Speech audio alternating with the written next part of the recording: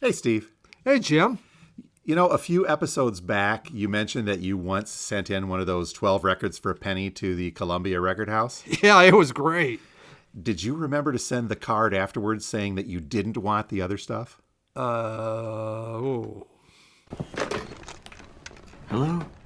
Hello? This is Dick Dutton from the Columbia Record Club. I'm calling because it's now 4 months and we have yet to receive your first payment. There's some mistake. I'm not a member of the Columbian Record Club. Okay, well, you received your 12 introductory albums and you've been receiving the monthly main selection for 4 months now. The monthly main select, is that a record? I didn't ask for any records. To receive the monthly main selection, you do nothing. That's right, I haven't done anything. Yes, that's why you received the monthly main selection. But The last one was Santana Abraxas. I didn't ask for Santana Abraxas? You request the main selection at the retail price by doing nothing. It's automatically mailed to you, plus shipping and handling. You're about to... I can't afford a new record every month.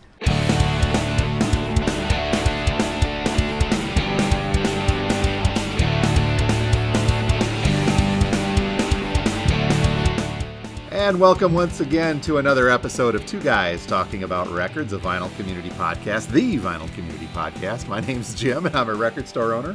And I am the Steve Carlson, a record collector. Now, the audio clip we used coming out of that was from a little-known dark comedy from 2009 done by Joel and Ethan Coen, which I am a fan. We've talked about that before, called A Serious Man. It's about a dude whose life is falling apart professionally and personally, set in 1967 in Minnesota.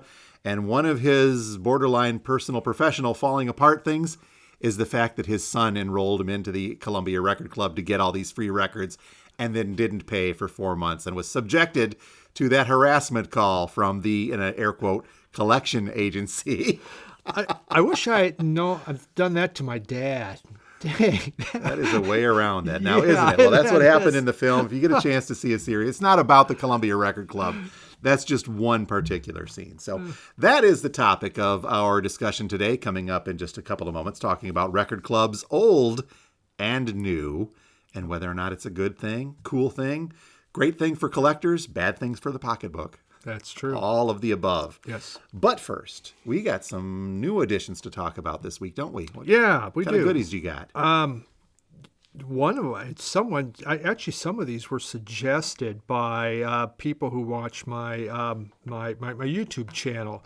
It was one was called the John Spencer Blues Explosion.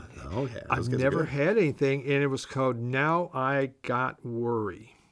It was very good. They'd said, it's kind of, he has a voice similar to like Lux Interior at times. Mm-hmm. There's a little bit of that rockabilly cramp vibe and some other things. And yeah, it was quite good. But deep down, it's got some funk to it too. Yeah, it does. It does. I was really impressed with that one. I found an original of Salvation Army before 3 o'clock. An OG. An OG, Wow. Yes. But I had just bought the repress. I should have talked about that one on a upcoming broadcast. But oh well, we'll bring it up. And so I was just shocked that there it was because I'd never seen it before. And Record Store Day had just had this out. Yeah. This has a few more tracks though that they weren't able to put onto the Record Store Day one. So it was pretty neat find.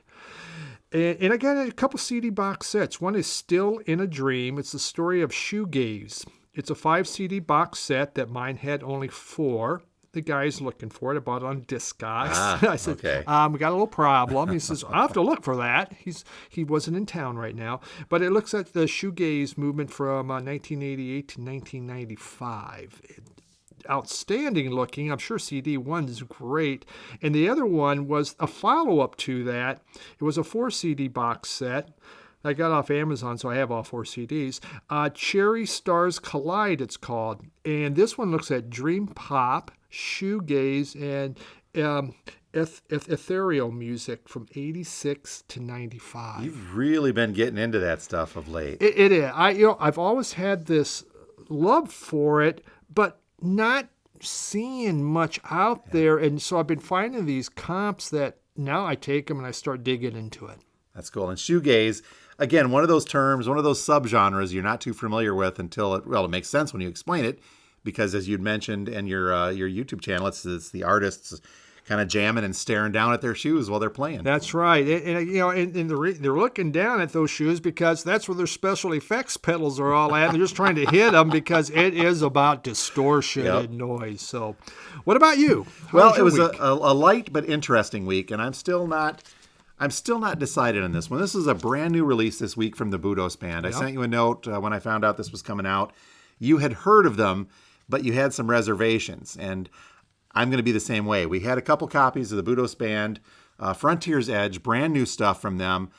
Sounds great, very funky, very heavy, almost metal funk with brass, I guess is the best way. Santana versus, I don't know, maybe Black Sabbath? Yeah, it definitely has a darker feel. I used to have 3 of their albums, and I saved the vinyl, but it's a little darker. Now, I got a bit of a problem. This is great. It's all instrumentals, but I didn't see this when I was ordering them for myself in the store. It's a 45 RPM 12-inch. And it's only got 3 songs per side, and it goes by like that. Okay. And I'm not that the songs are super short, like a punk tune or something like that. They're 2, 3, 4-minute songs. But still, had I known, listen to this record labels. This is a record store owner talking to you. Had I known from our descriptions that this was a 45, I probably would not have ordered it for the store. I really try to avoid those simply because people get them, they don't realize that, then it's a pain in the butt when they play them. And, if we wanted to play 45s, we'd be doddering teenagers in the 50s laying in front of a suitcase with a stack full of 7-inches. Yeah, Listen to that. That being said, I do like the music. I'm just not sold completely on it, and I will be looking for full-form albums from them. Yeah, they've been around a long time. They have. I think the albums I got were from the aughts, and it was cool. It's great stuff. Now, the other thing just came into the store, and speaking of 45s, I'm not a big 45 guy by any means, but this was something that was tremendously unique. In fact, I turned away, the person that brought them in, I turned away just a pile of 45s after looking through them to make sure that there wasn't anything huge in there. But I kept this, and this is a box set from Bing Crosby, and it's just simply called Bing. And we've seen this before. It's kind of the green cover with a golf club and the hat and the Decca microphone and his clothes, but no Bing on there. This I found tremendously interesting because it is a 17-disc, 17 7-inch 45 album.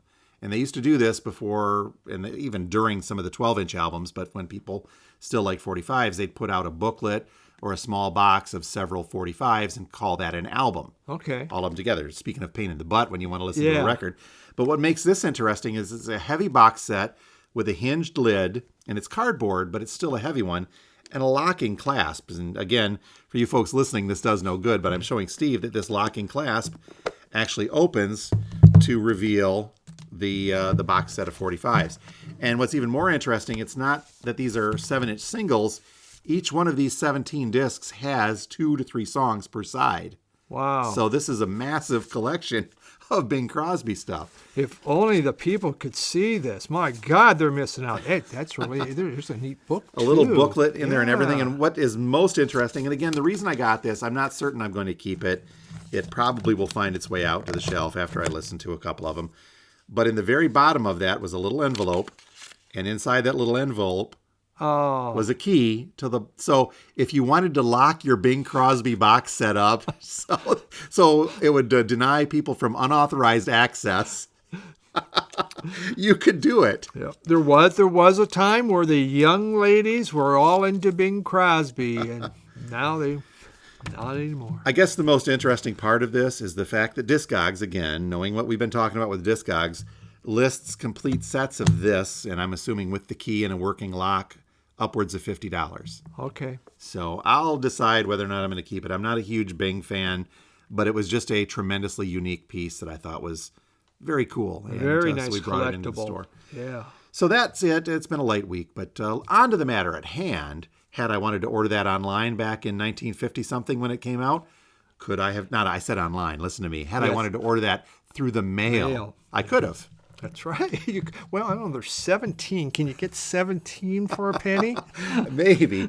So chances are, if you are of the age group, I think we've established in previous episodes that Steve is of the baby boom generation, the tail end, and I am at the leading edge of the Gen X. Each of us came up through the ranks of listening to music in rural communities. You know, I'm from a rural community in mid-Michigan from back in the 60s and 70s, and you from Nebraska, even further back, way further back. I didn't mean it like that. But chances are there wasn't record stores near us. Nothing. There were some 5 and dimes where you could get 45s, but to buy a record album was next to impossible. So the record labels looked at this as a problem in merchandising and getting in marketing, getting their word out. How do we do this to these rural folks, aka the rubes, Yes. to get them to buy these latest records? And they struck upon this idea of a record club, a mail order business to get these out to areas where there were not a lot of record stores. Capitol did this. RCA did this in the 50s, and most famously, Columbia did this with theirs, which would manifest into something huge and ugly. Yeah. But at the onset, this was a great idea, basically offering people a subscription service to get records they couldn't find. And every label was jumping at this. Citadel, EMI, Polygram, which was Britannica, Record Club of America, RCA. Yep. All of them in the 50s to early 60s. It was the golden age of vinyl. Yep. And so to be competitive, how do we sell more? This is the way to go. And to that note, and I showed this to you before we started recording today, in a box of records sometime several years ago, as we do tend to get here at the store, some oddities and interesting things, was a record mailer from the Columbia Record Club. It's emblazoned very large, Columbia Record Club on there, phonographic record, do not bend. And then the address label to whoever this is in Saginaw. The catalog number, I guess we could look that up, from Terre Haute, Indiana, and the postmark on this is April of 1958. And this was a complete mailer that was in a box. I thought it was very cool, so I hung it up on our wall. So now through the magic of the internet, I can actually look this record up. We're doing this live as we talk. We kick in CL545, and I find that this is the Norman LaBeouf Choir in an album called Easy to Remember from 1954. So easy listening choral jazz music purchased by this gentleman through the Columbia Record Club. Wow. And we're not going to judge that person for that album, but oh my God. From that era. Yeah, from that era. Oh. Maybe Norman LaBeouf was tough to get in Saginaw in the late Might have been. 50s.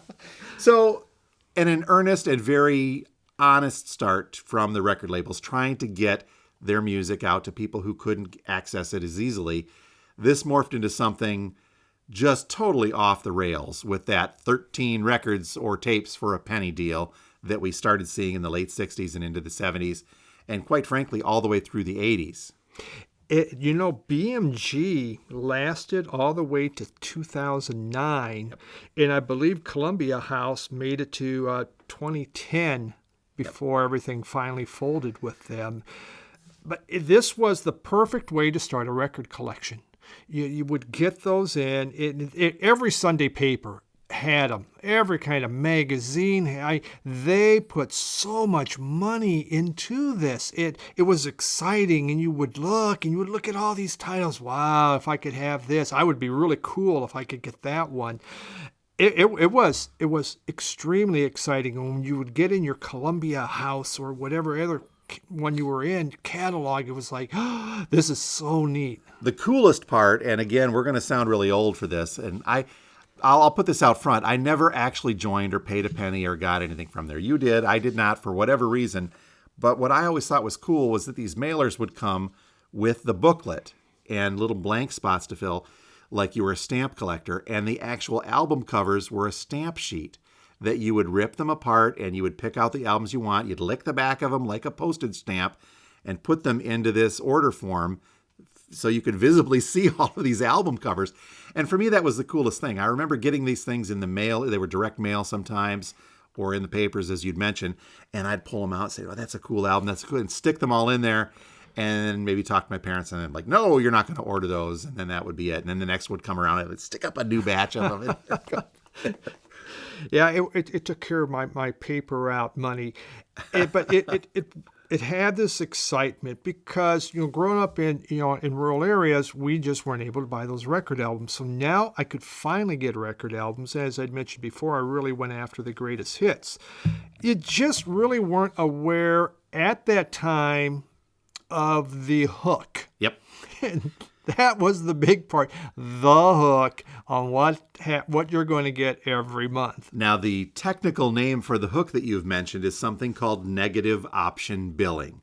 Okay. I had to look that up, and it's a business practice where a merchant, in this case, either Columbia or BMG, which was RCA turned into BMG, offers a free or low cost, i.e. that 12 for a penny, trial period of physical goods, digital goods, or services, and then automatically enrolls the cardholder into a recurring billing subscription plan once that trial period ends. So the record companies that morphed into their separate entities of their record clubs dealt in this negative option billing. I won't even call it a scheme. It's legal. It's maybe a little unethical, maybe a little skeevy, but technically it's legal because somewhere in that fine print that's not read is you agreeing when you purchase these 10, 12 for a penny that you're going to purchase X amount for the next 2 years at the regular list price. And as a responsible teenager, there was to ship back a card was pretty, that took a lot of work. So I was able to get a lot of groups that I never would have listened to, but in some ways it was good. That's how I got into Parliament. That's how I got into Jethro Tull. There was a variety of groups because I just had a hard time putting a stamp onto that. I should have took one of those Columbia House stamps, see if they would have mailed it with one of them, and to send that back. So I did get a lot of records of the month. I think by the 80s, once you hit your allotment, then they didn't do that anymore. So once you hit this amount that you had to buy, then you didn't get those cards anymore. But you could always start up another one. And I think I'd seen some videos that talked about, how does Columbia House or BMG, how did they make their money with this? Because it seems really ridiculous, especially in this day and age, to say, we're going to give you X amount of this if you promise to buy this. How are you going to make money at that when there are going to be people out there that'll take advantage of that? And I'd read some stories about at least two gentlemen who abused that system in the 80s, probably into the 90s, more with the compact disc era that they did than anything, where one of them, I guess, had 16 different P.O. boxes in one post office and 16 different accounts where he was having all this come in. And another one who did the same thing under multiple names, getting all of these CDs in, which he would then turn around and sell at flea markets at a profit. So they got caught doing that, though. Yeah, and the pricing, when you bought through one of these record clubs, I mean, the pricing was definitely higher. For instance, a CD, they would charge $18 to $20 plus very high shipping. Yep. While you could go to a retail store and get it at $14. And the other part was, if you went and you bought this album at a record store, there might be posters in there. There might be stickers. You might even get shorted a song on that album. Chances are the quality of the recording wasn't as good. That's why you'll see when you're looking at Discogs, it's from a music club. Generally, those prices are a lot less. Yep, and that is a question I get a lot of times here at the store. Is there a difference from these older club issues? And the answer is yes. Does that automatically talk to quality of a pressing?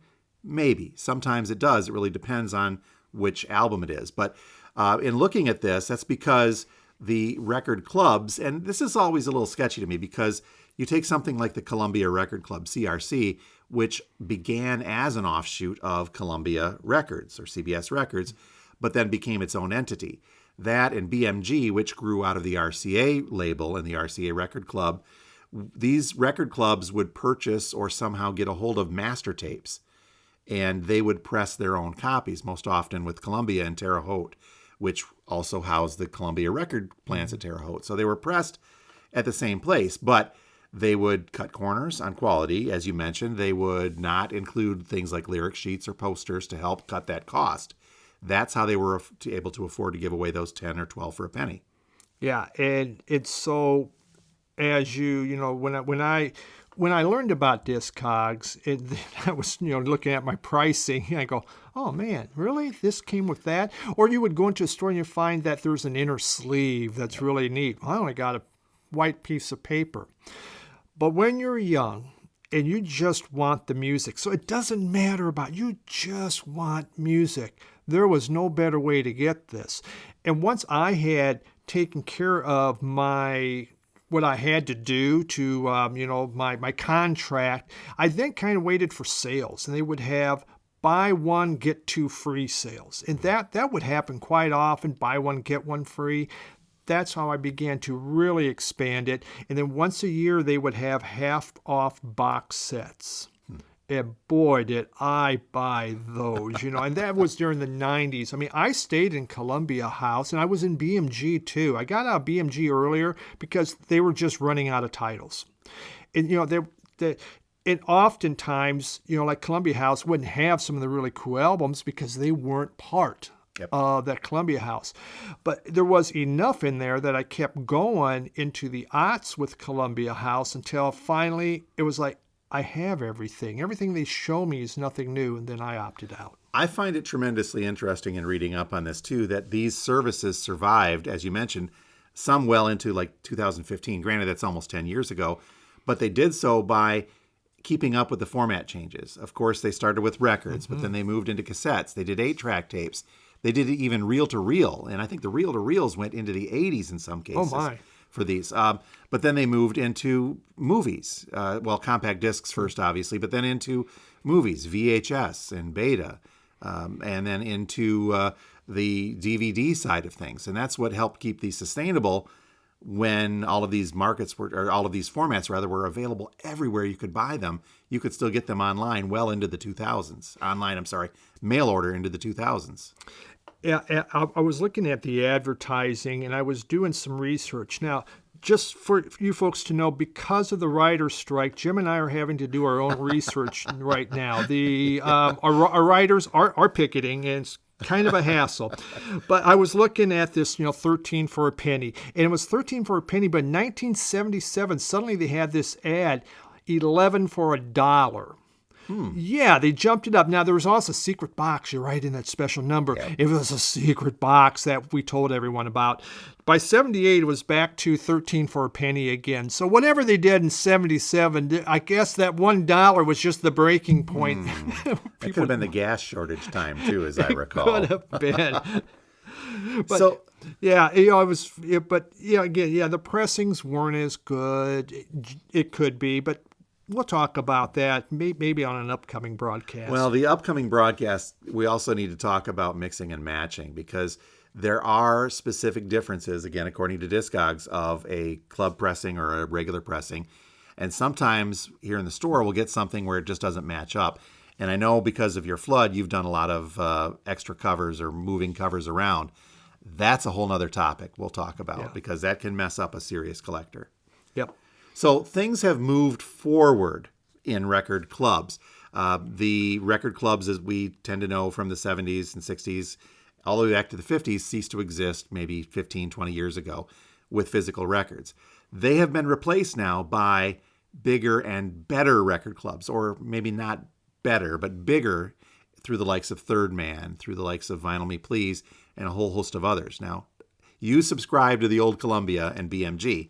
Did that carry forward for you for these new kids on the block? It has, because I'm just a sucker for that kind of stuff. And like those, you do a subscription, you're going to get the record. I'm in Vinyl Me Please, and I am in Third Man Records, and there's a host of others. Vinyl Me Please, right now you have 4 different areas in which you can subscribe. There's Essentials, Classics, Hip Hop, and Country. And it's around $40 a month to do this. So you're paying a lot for these records. Now, what you get is a very good quality record. You get artwork, is well made, heavy stock, generally a booklet. You just have to kind of decide, is this worth it or not for me?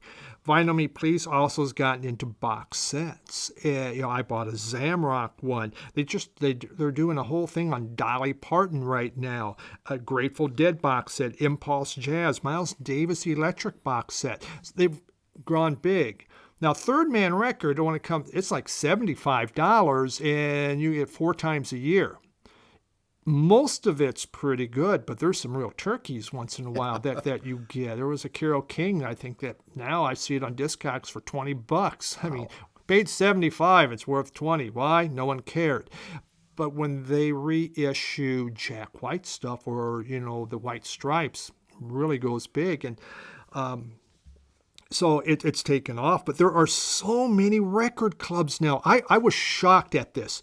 There was one called Magnolia, and they offered limited edition color vinyl curated by the artists. There is Wax and Stamp. Maybe that was it. I don't know. It's from the UK. 27 pounds. New and obscure records is what they offer. The Retro offers vintage vinyl. Again, this is out of the UK. They pick 3 hand-picked classics, but they're used records. But they're very good or better.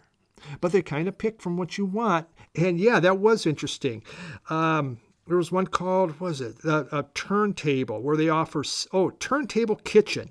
They give you a 7-inch single, a digital mixtape, and some recipes, and they will give you 1 to 2 premium products with it. No kidding.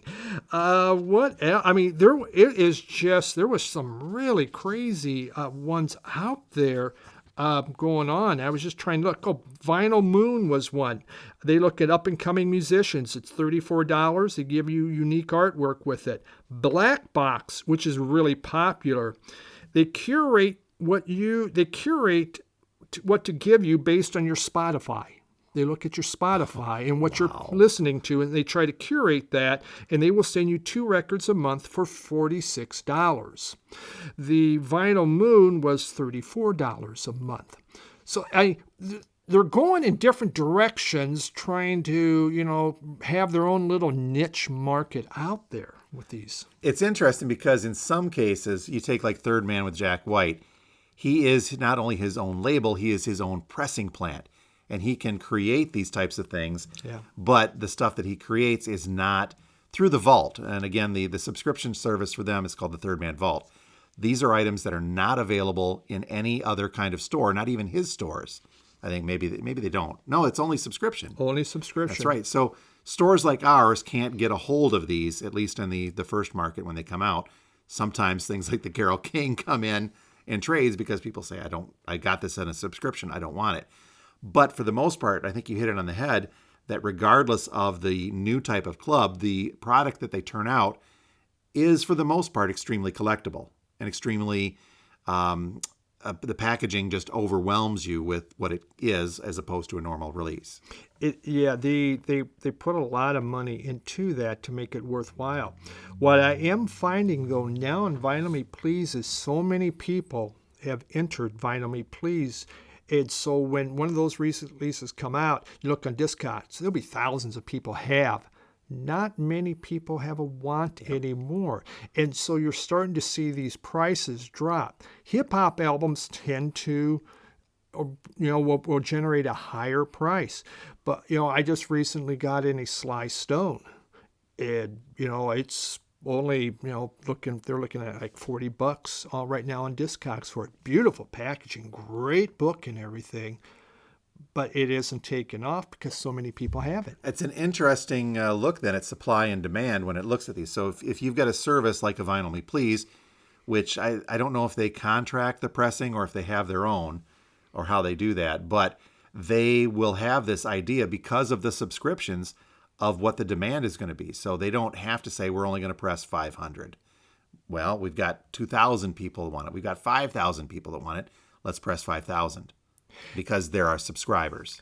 Yeah, and they will make extra because with Vinyl Me Please, if you decide I don't want this selection, you can change out for another selection. You can look in and you can pick from past ones that have been, their selections of the month. You can opt out to just ask for credit which is generally what I'll do, because then a box set will come up and suddenly I have $200 credit. I'm in the essentials and the classic, and once in a while I buy a hip hop.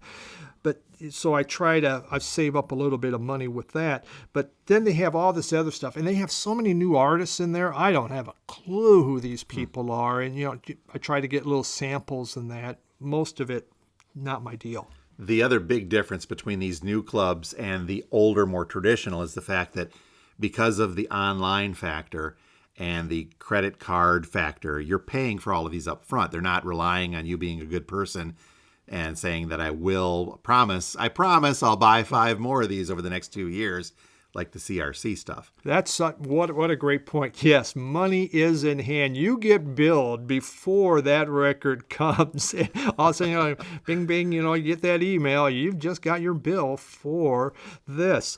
You will find, the vinyl variants, and that's something that I think most of these subscription services, except for the inexpensive ones, tend to really come up with wild vinyl variants, because that's the way of the world. And the newer collectors, as we talked about before, that's what they're into. They want their vinyl to look super cool. Now, it doesn't end, though, with just these online where you can look and choose. You brought something in today that I'm at a loss for words. What is this thing that you're carrying? A physical? It is a physical magazine catalog. We call them catalog of records. You can buy CDs and albums, and we used to get these back in the 60s and the 70s, and they just kind of died. And here it is. Yeah. It's a catalog called Collector's Choice Music. Take 15% off your order. See I page 2. would not have guessed that there would be physical catalogs being mailed to individuals. It's not a record club. It's just, here's a catalog, pick out stuff you'd like, and we'll send it to you. Yeah. Have they not heard of the internet? And you can mail in the order. There is a code on here. What QR UPC? Yeah, QR code. Yeah, the QR code is in here for those of you that are tech savvy. But for the older baby boomer generation, yes, there is. You can physically write them down and mail it in. Remember those catalogs that came with the envelope in the inside? You pull the envelope. That's what we're looking at right here. Yep. It's just so funny. But hey, there's a lot of good Elvis to choose from just for those people. Just so you know, we did check the prices on these with some of our suppliers here, and the retail prices line up.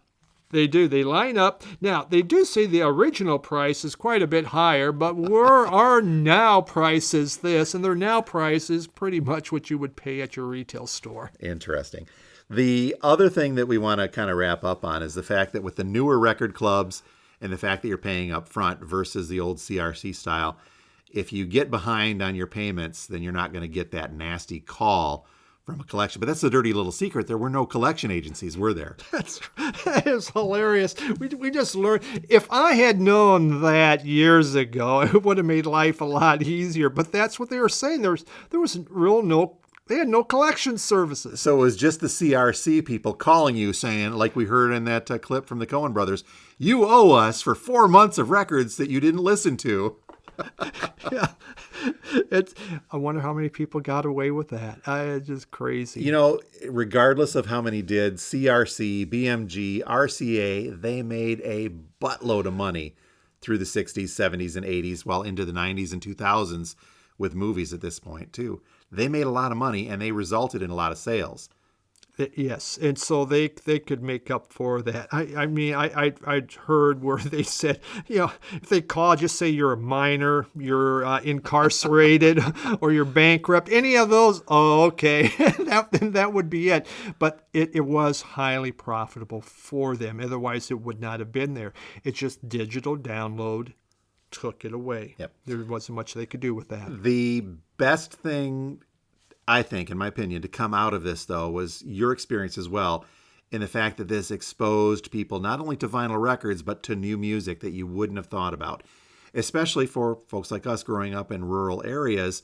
where you're not going to get to see bands coming through playing live at a bigger city.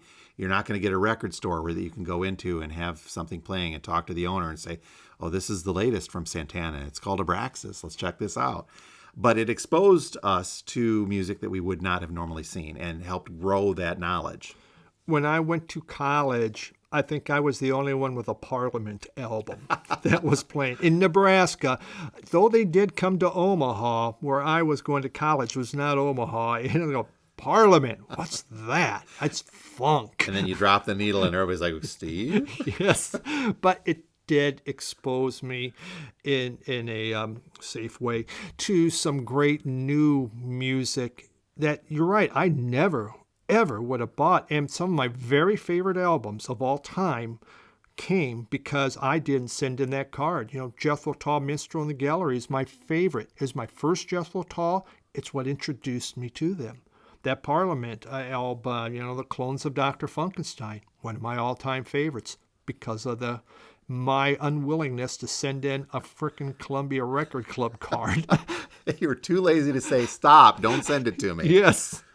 Well, that is a great way to look at it. Now, will we ever see anything like this again? I mean, you get the physical catalog for some reason in this. We've got the newer record clubs, which are they're not really clubs, they're more subscription services. Yes. Unlike that before. So I don't think we're ever going to see anything like this because of streaming. Again.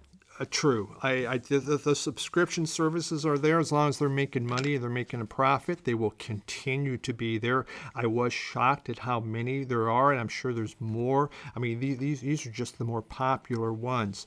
But yeah, streaming has definitely changed the landscape. In the meantime, if you would like to get 12 records for a penny, come see me at the store here because I've got a pile of them that we'll let go. Now, granted, it's not going to be Santana or it's going to be the Norman LaBeouf. Yes. I probably have that in the dollar room somewhere from the gentleman in 1958. If you do get Santana, just don't ask for the vinyl. I mean, there you go. You're getting the cover art. That's it. That's all you get for a penny. All right, folks, you have been listening to two guys talking about records and record clubs this time around. Yes.